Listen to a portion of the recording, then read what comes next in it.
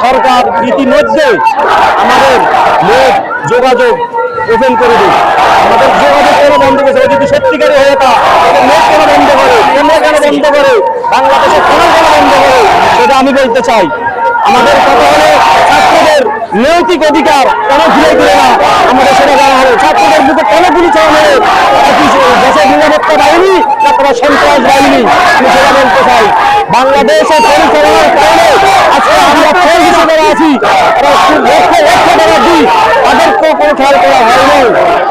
আমরা এই সরকার চাই, কিসের জন্য চাই? সরকার আমাদের জন্য কি করে?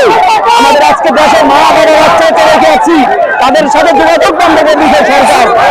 আমরা চাই অবিলম্বে ৬-৭ ঘন্টার মাধ্যমে আমাদের দেশে নেট চালু করে দেবে, আমাদের যোগাযোগের ব্যবস্থা করে দেবে সরকার। নাহলে আমরা কঠিন অবস্থা যাবে বলে দিলাম। আমরা যারা প্রবাস আছি, আমরা কষ্ট করি এতদিন, কিন্তু আমাদের একটা যোগাযোগ বন্ধ করে দিচ্ছে, ৩ দিন হয়ে যাচ্ছে, কিন্তু সরকার এসির রয়েছে, এসির খাচ্ছে। আমরা আমাদের অবিলম্বে রয়েছে, আমরা কঠিন অবস্থা চলে যাবে যদি আমাদের যদি নেট না চালু করে দেয়, যোগাযোগ ব্যবস্থা যদি না চালু করে যায়। আর আমাদের ছাত্র ভাইদের একটা গুলি দিবে